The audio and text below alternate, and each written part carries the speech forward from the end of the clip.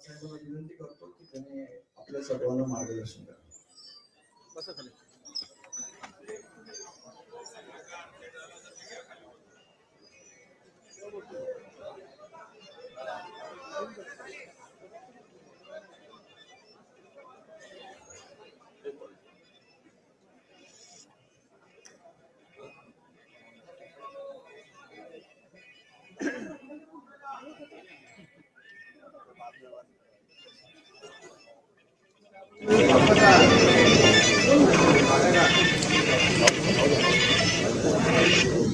जमलेल्या सर्व माझ्या सहकारी बांधवांना आणि पाहिजे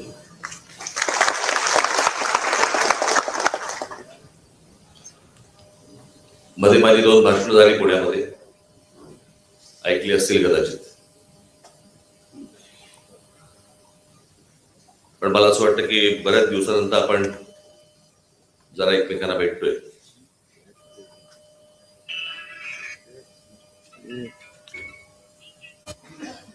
निवडणुकांमध्ये काय झालं, काय झालं, कशामुळे झालं, याच्यावरती काम चालू होतं. तगड्यावर करून पडलो नव्हतो.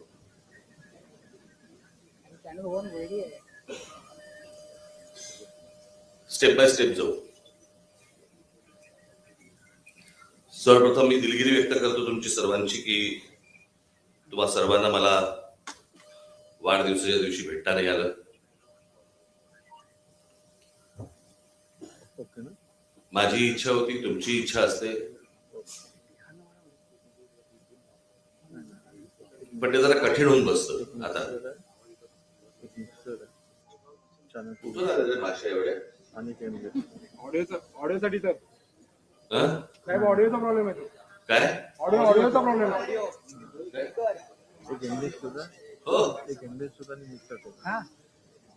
नाही इथून तिथून गेला बोलता आत गेली तर प्रॉब्लेम.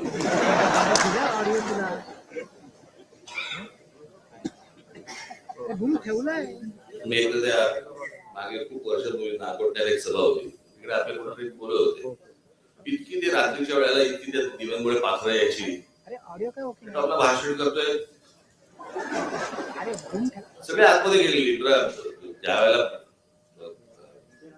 तसे काही लाईट बीटवर फार नसायचे, कुठेही ती पाखरं आपल्या शिरायची, कुठेही जाऊन हुळहुळायची.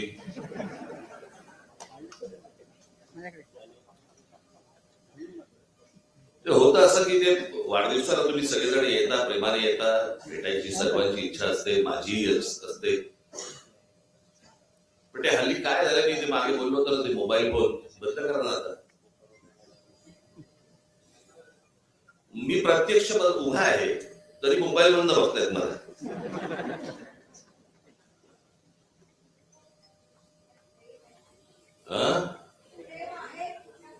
मान्य, मला जड जात.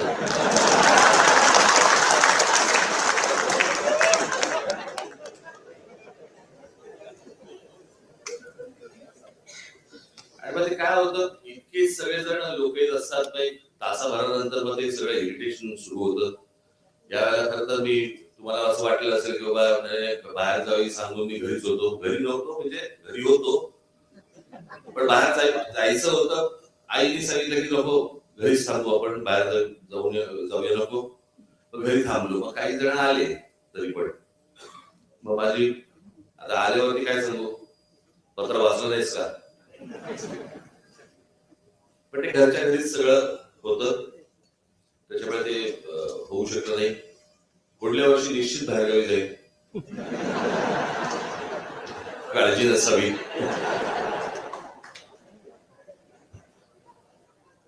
असो, आज तुम्हाला इथे अभिजित येऊन त्यांनी आपल्याला SIR बद्दल अनेक गोष्टींची माहिती दिली.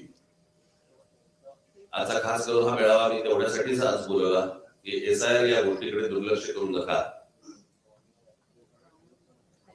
ते SIR तर येतच आहे, त्याच्यात पश्चिम बंगालमध्ये, बिहारमध्ये काय झालं आपण पाहिलंच.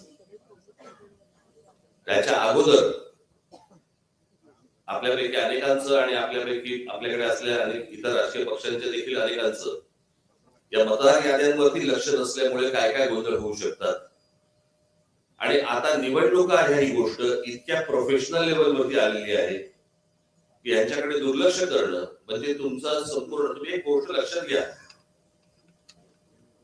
प्रत्येकाची इच्छा असेल की बाबा मला खासदार व्हायचंय, मला आमदार व्हायचंय, मला नगरसेवक व्हायचंय, पण आपल्या ह्या असल्या चुकीने आपण आयुष्यातली 5-5 वर्ष घालवतोय, ह्याचा काही आपल्याला अंदाज येतोय का? आज 20 वर्षापूर्वी ज्या वेळेला तुम्ही सगळं सहकारी माझ्याबरोबर सगळेजण आलात, त्यावेळेला तुमची मुलं किती वर्षाची होती आणि आज ती किती वर्षाची आहेत याचा जरा अंदाज घ्या. त्याच्यातनं आपण काय काय गोष्टी, तुम्ही आंदोलन करता, उत्तम आंदोलन करता,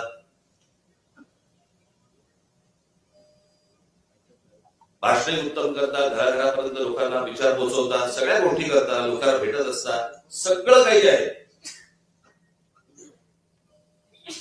पण ही सगळी गोष्ट करत असताना निवडणूक ही एक प्रक्रिया आहे आणि त्याच्यामध्ये गेल्या 2-4 वर्षामध्ये ज्या प्रकारच्या निवडणुकांचं समीकरण मानलं जात आहे देशभरामध्ये, त्याचा विचार तुम्ही निश्चित करणं गरजेचं आहे. अन्यथा फक्त आंदोलन करत राहू आपण.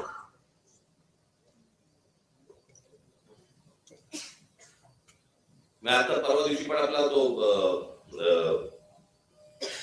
आपला विभाग अध्यक्ष महाराजांचा महेश वरकसे, महाराजांच्या जिरोटोपावरती जैनांचा झेंडा इथपर्यंत गेलं की सगळं तुम्हाला महाराजांचा जिरोटोप वगैरे कळेल असणार. पण ह्या सगळ्या गोष्टी काही जाणून बुजून सुरू आहेत का? की निवडणूक प्रक्रियेकडे तुमचं संपूर्ण दुर्लक्ष होऊन फक्त तुम्हाला आंदोलनामध्ये गुंतवून ठेवण्याचं काम सुरू आहे का? मला असं वाटतं हे पण तुम्ही तपासणं गरजेचं आहे, आवश्यक आहे. आज वर्ष इथे अनेक जैन लोक राहत आहेत. प्रत्येक धर्माबद्दल आम्हाला आदर आहे. त्यांच्या मुली जे काही उत्तम काम करत असतील त्याही बद्दल आदर आहे. पण काही जण जे आहेत त्यांच्यातले काही मुली हे भारतीय जनता पक्षाच्या गच्छोली लागलेत आणि गच्छोली लागून तिथे ते राजकारण करण्याचा प्रयत्न करतायत, ज्याच्यामध्ये तुम्हाला अडकवून ठेवतायत. तो एक जण कोणते आहे, तो त्याला मुनी पण म्हणत नाहीत, कोणतरी एक जण आहे त्याला मुनी पण म्हणत नाहीत. एक कुऱ्हाडी केसाची इथे दाढी बिडी घेऊन ठेवतो, त्याला इथे कुऱ्हाडी केस आहे.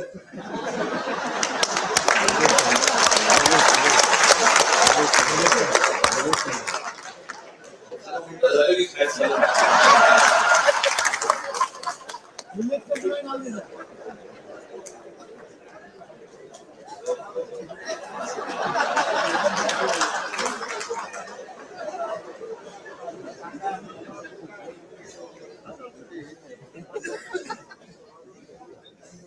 आम्ही हातात बांगड्या भरल्या. मराठी माणसाचं मनगट पाहिलंय का कधी?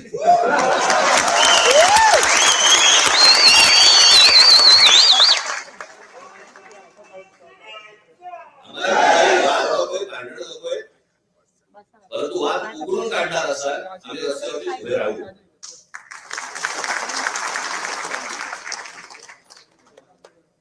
मला त्याचे काही जण भेटायला येणार आहेत, मला त्याला मी त्यांच्याशी बोलीनच. कसले पांढरे पट्टे मारताय, कशासाठी मारताय, कुठून आले नवीन?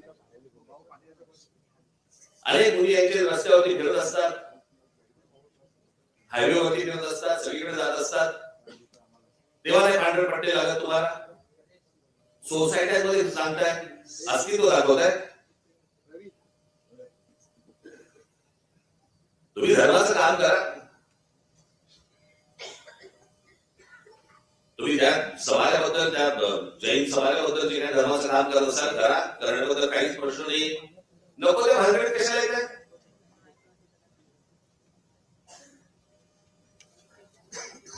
मध्ये ते लोक कबुतराचा विषय काढला होता, आता पांढरा पट्ट्यांचा विषय.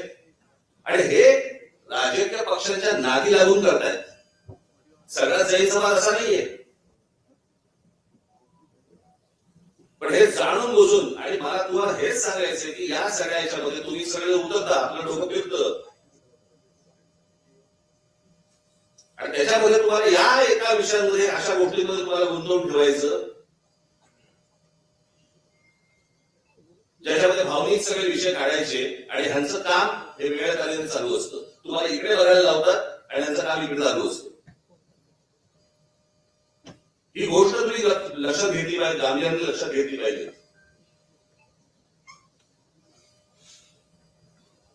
संपूर्ण देशाचा विचका झालेला आहे, राज्याचा विचका झालाय. मला कोणाची सत्ता आहे आणि कोण विरोधी पक्षात आहे वगैरे, कोणाला सत्ता मिळवायची आहे, हा सगळा भाग बाजूला सोडा. आपण आपल्या राज्याचं काय नुकसान करतोय, आपण आपल्या देशाचं काय नुकसान करतोय. आज बेरोजगारीचं प्रमाण इतकं प्रचंड मोठ्या प्रमाणावरती वाढलेलं आहे, काही लक्ष आपलं त्याकडे.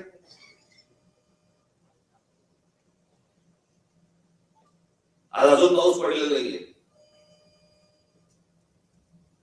महाराष्ट्र देशात अनेक ठिकाणी, खास करून महाराष्ट्रामध्ये दुष्काळी परिस्थिती येणार आणि आमच्याकडे काय चाललंय, खासदार फोडणं, आमदार फोडणं, नगरसेवक फोडणं. आमची सत्ता कशी टिकेल, वाटेल तेवढे पैसे आम्ही द्यायला तयार आहोत, माणसं विकली जात आहेत. मला असं वाटतं राजकीय पक्षाच्या कार्यकर्त्यांनी या गोष्टींचा विचार करायला नाही पाहिजे, जनतेने करायला पाहिजे, लोकांनी करायला पाहिजे. की ज्यांना निवडून आणण्यासाठी तुम्ही 4-4, 5-5 तास, 2-2 तास तिथे उन्हामध्ये त्या रांगेत उभे राहिला, तो माणूस 50-100 कोटीसाठी म्हणून विकले जातात. त्यांना पुन्हा तुम्ही परत उभे करणार का? आता ही जर सतत ते परत आले तर तुमची प्रतिक्रिया काय असणार त्याच्यावरती?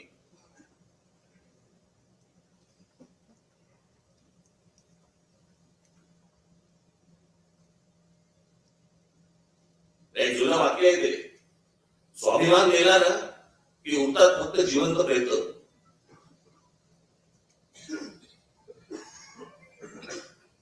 आणि हे ज्या प्रकारचं राजकारण आता महाराष्ट्रामध्ये, देशामध्ये जे सुरू आहे, भविष्याच्या येणाऱ्या पिढ्यांना आम्ही काय सांगणार आहोत? आम्ही विकले गेलो म्हणून तुमच्या समोर ही परिस्थिती आली. माझ्याकडे एक आकडा आहे, खास करून तुमच्याकडे आणलाय. देशात आत्महत्यांचं प्रमाण किती वाढलंय त्याचा आकडा इंडियन एक्सप्रेसचा रिपोर्ट आहे. काश्मीरमध्ये 16 लोकांनी आत्महत्या केल्या, मग अजून कुठेतरी जम्मूमध्ये तिथे सगळीकडे आले. प्रत्येक राज्याच्या दिलेल्या आहेत. पुढे 11, पुढे 42, पुढे 106 आत्महत्या मिझोराम या भागामध्ये. त्याच्यानंतर 615, त्याच्यानंतर तुमच्या गुजरातमध्ये, मध्य प्रदेशमध्ये 15,000, गुजरातमध्ये 8,000. सर्वात जास्ती कुठे आहेत? 22,174.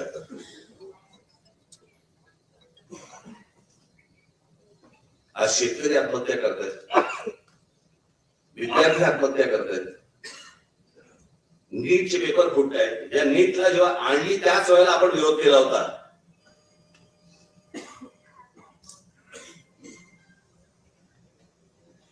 आज लहान मुलं पळवण्याचा प्रकार वाढलेले आहेत. खासदार आमदार जसे पळवले जातात तशी लहान मुलं पळवली जातात, मुली पळवल्या जात आहेत, त्याचे व्यापार होत आहेत, त्याला परदेशी पाठवलं जात आहे, काही जणींना वेश्या व्यवसायाला पाठवलं जात आहे. एवढे सगळे प्रश्न आज आपासून देशासमोर उभे असताना आमच्याकडे काय चालू आहे? आमची सत्ता टिकावी म्हणून आम्ही करोडो रुपये टाकायला तयार आहोत. आम्हाला खासदार फोडायचे, आमदार फोडायचे, नगरसेवक फोडायचे. तुमच्या मताला किंमत काय? 0. कोण तुम्ही, कोण नाही.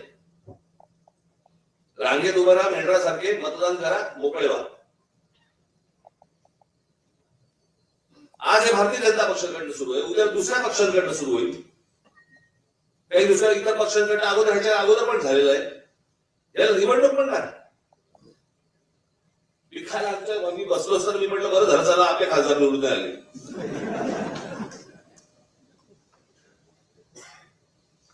पण ह्या पळवापळवीच्या राजकारणामध्ये आपण मूलभूत गोष्टी आपण विसरून जातो आहोत. आपण महाराष्ट्राचं अस्तित्व विसरून जातो आहोत, महाराष्ट्राचा स्वाभिमान विसरून जातो आहोत, महाराष्ट्राची परंपरा विसरून जातो, देशाची परंपरा विसरून जातो. आणि चौबाजूने आम्ही काय बघतोय आज या सगळ्या गोष्टी विकल्या जात आहेत. मी तुम्हाला आता एक आपल्या हे महावितरण ना MSCB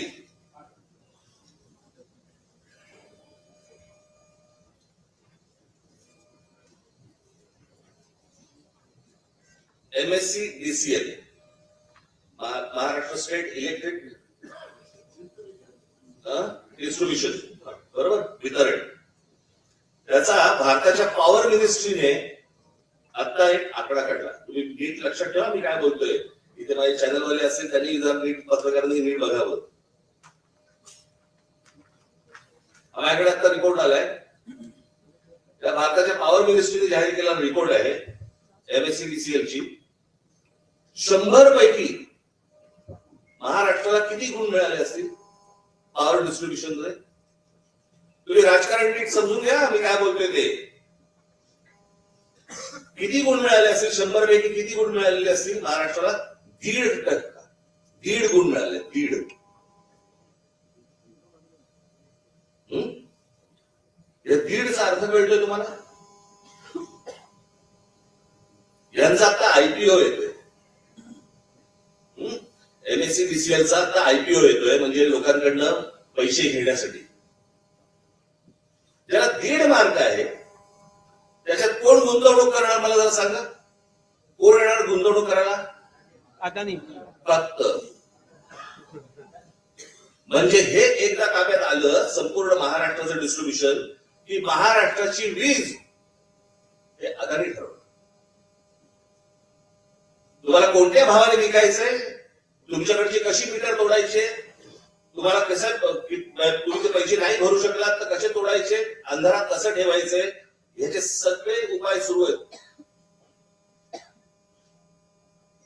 मुंबई ठाणा महाराष्ट्रातल्या जमिनीला देतातच आहेत, जंगलं दिली जात आहेत. तुमची वीज ही देखील दिली जाणार, म्हणजे पाणी दिलं जाणार. गुलाम आहात का तुम्ही? यांच्यासमोर आम्ही धिका मागायच्या आणि मग हे काय करणार? पुन्हा परत तुम्हाला आंदोलनामध्ये गुंतवून ठेवणार. हे चक्र कसं फिरते बघा. परत तुम्हाला आंदोलनामध्ये गुंतवून ठेवणार, मग लोक आपल्याकडे येणार की आमच्याकडचे भाव वाढले, मग त्याच्यावरती आपली सगळ्यांची आंदोलन होणार, आपलीच इतर पक्षांची होणार आणि मग आपलं लक्ष तिकडे आणि ह्यांचं लक्ष SIR वर. निवडणुकीला ज्यावेळेला तुम्ही मतदानाला जाल तेव्हा तुमच्या लक्षात येईल आपले मतदारच नाही आहेत, मतदार आहेत पण त्याची नावच नाही आहेत. आणि जरा त्या वेळेला तिथे मतदारांची नावं जर समजा गाळली गेलेली असतील तर त्या क्षणाला तुम्ही काहीही करू शकणार नाहीत.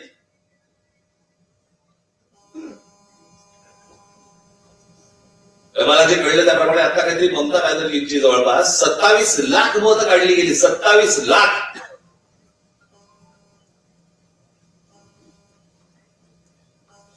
आणि कसं वेचून वेचून वेचून वेचून सगळ्या गोष्टी सुरत बघा. तिकडे केजरीवाल पडले, इथे ममता बॅनर्जी पडल्या. हवा आहे तो घ्यायचा, बाकीच्या पाडायचं. संपूर्ण सिस्टीम ताब्यात घेतलेली आहे.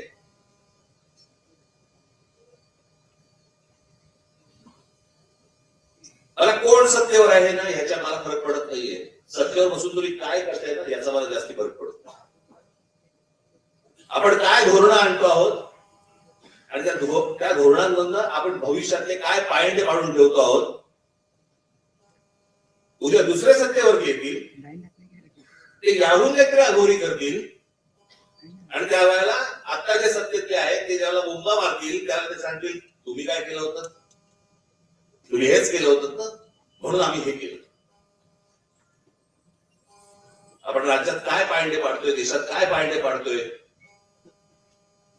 याचं कोणाला भारच उरलेलं नाहीये.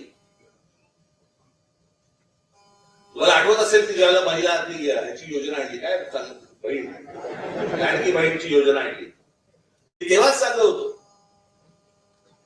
की महिलांच्या सक्षमीकरणाकडे जास्ती तुम्ही लक्ष द्या, त्याच्यावरती पैसे खर्च करा. दर महिन्याला पैसे देण्याची गरज नाहीये. 1,500 रुपये देत आहेत, त्या महिन्याला 1,500 जात आहेत कुठे तर एकदा बघून घ्या. आता त्याच्यातही कट येणार. फुकट कुठची गोष्ट दिल्यावरती राज्य चालू शकत नाही, देश चालू शकत नाही. आणि मग तुमच्या मतांसाठी ज्यावेळेला या फुकट गोष्टी करायला लागतात त्याला बाकीच्या ठिकाणून गोष्टी ओरमाडून काढाव्या लागतात.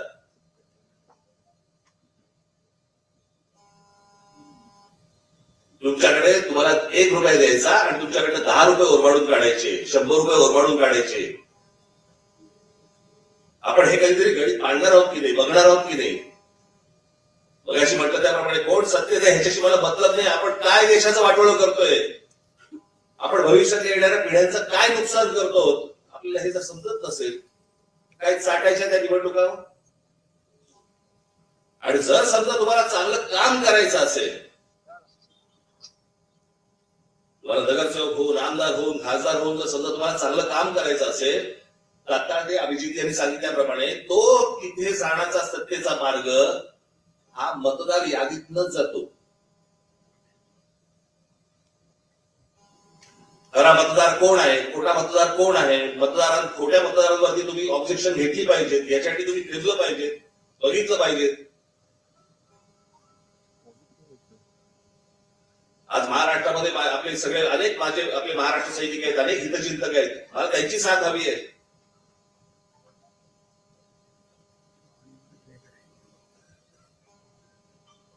त्यांनी यावं, पक्षाला मदत करावी, माझ्याकडे यावं. मी सांगतो काय करायला पाहिजे ते. पण हे नुसतं तुम्ही वरवरचं राजकारण, वरवरच्या गोष्टी आणि आंदोलन ह्या करून होणार नाही. ते आज आंदोलन घरापर्यंत पोहोचतं पण ते घर मतपेटीपर्यंत पोहोचत नाही. त्याला काय म्हणायचं. आपल्या विरोधामध्ये काहीतरी एक षडयंत्र रचलं जात आहे याचा काही आपल्याला अंदाज. आणि किडक गोष्टींवरती समाधान मानू नका हो. आपण महाराष्ट्राचं, चांगल्या महाराष्ट्राचं स्वप्न पाहतो. मी माझ्या पहिल्या भाषणामध्ये मी सांगितलं होतं, जगाला हेवा वाटावा असा महाराष्ट्र माझ्या हातून घडावा ही माझी इच्छा आहे. पण ते करताना हातामध्ये सत्ता नको का. आणि 20 वर्षापूर्वीचं राजकारण आणि आताचं राजकारण जमीन आसमानाचा फरक आहे. जमीन आसमानाचा. मला कळत नाही आता ते काय ते घर नोंदणीचा कार्यक्रम झाला ना. आता काय घर जनगणना आता 30 तारखेपासून सुरू होते जूनच्या. काय घरगणना झाली आता. हे करताना त्या अधिकाऱ्यांबरोबर भारतीय जनता पक्षाचे लोक होते. कोण जात आहेत, कोणाच्या घरी जात आहेत, काय तपासतायत, काय बघतायत, तुम्हाला लोक कळायला. आणि गप्पा मारता मारता, बोलता बोलता त्यांना अंदाज येतो की हा आपला मतदार नाहीये, नोंद करून ठेवतात. आणि ज्या वेळेला हे कापले जातील त्याच्यानंतर तुमच्याकडे दुसरा मार्ग नसेल. आज जनगणना ही 30 तारखेला सुरू होतीये. पक्षातल्या माझ्या माता भगिनींना, माझ्या सर्व बांधवांना माझी विनंती आहे, माझ्या सर्व महाराष्ट्र सैनिकांना विनंती आहे, डोळ्यात तेल घालून लक्ष ठेवा याच्यावरती. याच्यावरती आता असे जाऊ नका अरे अजून 3 वर्ष आहेत निवडणुकीला. 3 वर्ष नाही, 3 वर्षात काय गायब होईल तुमच्या खालून तुम्हाला अंदाज पण नाही येणार, कळणार पण नाही तुम्हाला.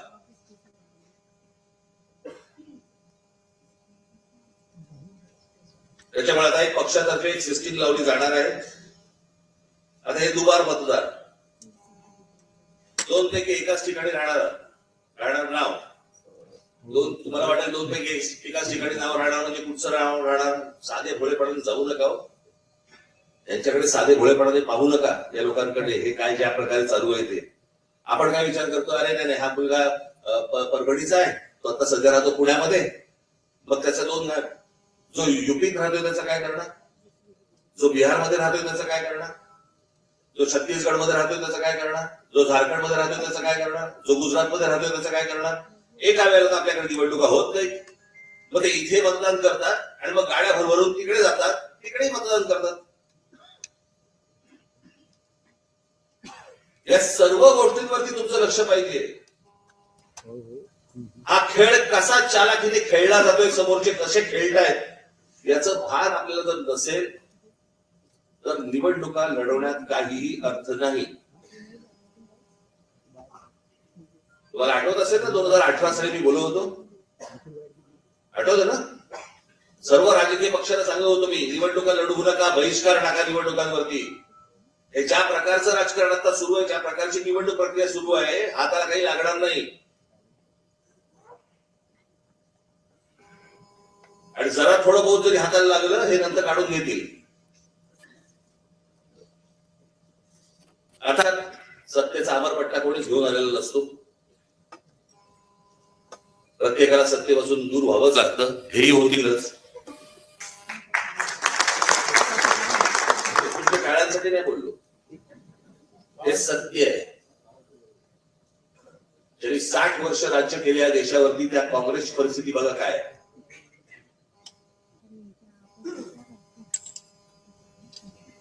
मी तुम्हाला सांगतो ना, हा सगळा आता हे खासदार कुठले परवा दिवशी माझ्याकडे पत्रकार आले होते. त्याला मी 1 मार्काचा प्रश्न, मी म्हटलं माझा 1 मार्काचा प्रश्न आहे, मला 1 मार्काचं उत्तर द्या.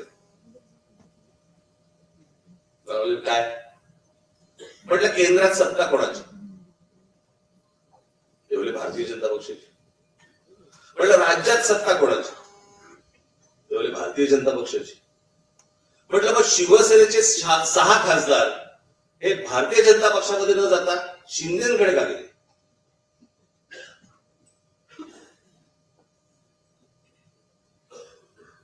म्हणजे वरती केंद्रामध्ये काय नेमकं राजकारण सुरू आहे. आणि 2029 ची ही अमित शहा स्वतःची तयारी करतायत. आणि त्याच्यामुळे भाजपमध्ये तर असतील, जो विरोध करणारे असतील, तर बाकीचे जे सगळे गट आहेत ते बरोबर असलेले बरे, याच्यासाठीची नाही तर 6 भाजपमध्ये जाऊ शकले असते. सोपं आहे ना? हे नेमकं काय घडतंय मी तुम्हाला सांगतो. ज्याला आपण अंतर्गत, ज्याला म्हणतो ना, एक वाद, ज्वालामुखी, त्रास, असा जो गोंधळ सगळा जो आहे ना, हा या देशापेक्षा भारतीय जनता पक्षात जास्ती.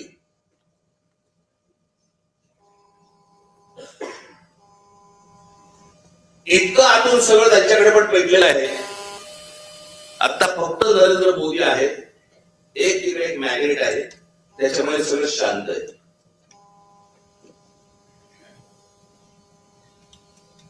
काही जण म्हणतात वर्षभरात अनेक काही गोष्टी निर्माण होतील, देशभरातही होतील, बघू. पण मला असं वाटतं की तुम्ही तयारीत असणं गरजेचं आहे. ज्या वेळेला वेळ येईल त्यावेळेला तुम्ही घट्ट जमिनीत पाय रोवून उभे असलेले मला दिसलेले पाहिजे. आणि म्हणून या एसआयच्या तयारीला लागा. हे आता प्रत्येक शाखांमधनं ह्या सगळ्या गोष्टी सुरू होतील पुढच्या काही दिवसांमध्ये. आणि त्याच्यामध्ये तुम्हाला सगळी मांडणी सगळी दिली जाईल. कशी माणसं, आता हे त्याच्यामध्ये बीएलए एक सगळ्यात महत्वाचा राहिला विषय. काय गडबड सुरू आहे ती पण तुम्ही लक्षात घेतली पाहिजे. अविनाश काय, माझ्याकडे काल बीएलएचा रिपोर्ट आला.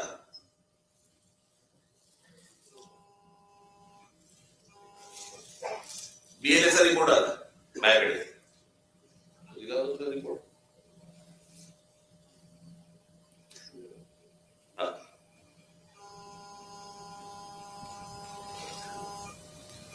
आपण बीएलए वरती मेळावा घेतला होता, बीएलए नोंदणी करण्यासाठी. म्हणून आपल्या बीएलएची जी आता माझ्याकडे रिपोर्ट आला त्याच्याप्रमाणे प्रत्येक ठिकाणी 0-0-0-0-0.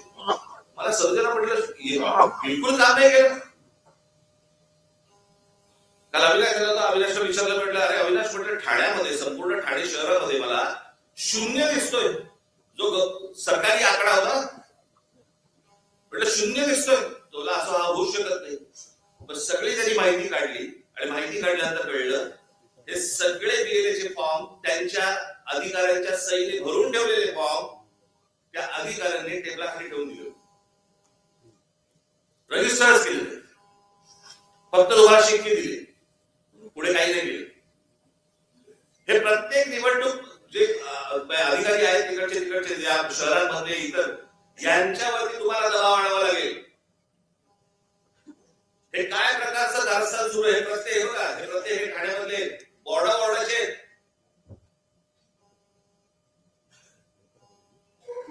म्हणजे आता इथे हा पुढचा जो दिला होता ओवळा माजिवडा, बरोबर ना?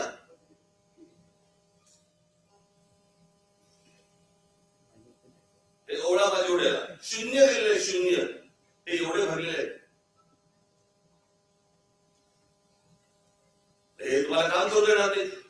आणि तुम्ही जर समजा बीएलए म्हणून रजिस्टर झाले नाही तर हे तुम्हाला एसआयच्या यादीमध्ये काम करू देणार नाही. त्याच्यामुळे तुम्ही ही गोष्ट किती गांभीर्याने घेतली पाहिजे. आज इतके बीएलए आपण सगळे गोंधळ्या केल्या सगळ्यांच्या, कुठे आहेत ते? मी तुम्हाला वारंवार सांगतो की या प्रकारचं कारस्थान हे सगळं शासकीय यंत्रणा वापरून जे केलं जात आहे हे तुम्हाला उधळून लावलं पाहिजे, तर निवडणुकीत यश मिळेल, अन्यथा नाही. त्याच्यामुळे तुम्ही ही एसआयची गोष्ट आणि ही बीएलएची गोष्ट अत्यंत गांभीर्याने घ्यावी. तात्काळ आपल्याला हे सगळे बीएलए आता जे आहे त्यांना एकत्र करणं गरजेचं आहे, त्यांची नोंदणी करणं गरजेचं आहे, त्या अधिकाऱ्याच्या डोक्यावर बसून ते सगळ्या गोष्टी रजिस्टर करणं गरजेचं आहे आणि त्या पुढे त्याला कामाला लावायचंय. काम कशा प्रकारचं करायचंय हे तुम्हाला आठवड्याभरात समजेल. समजलं सर्वांना? धन्यवाद. पुन्हा एकदा दिलगिरी व्यक्त करतो. वाढदिवसाच्या दिवशी भेटू शकलो नाही, पुढल्या वर्षी नक्की भेटू आपण, बरं का?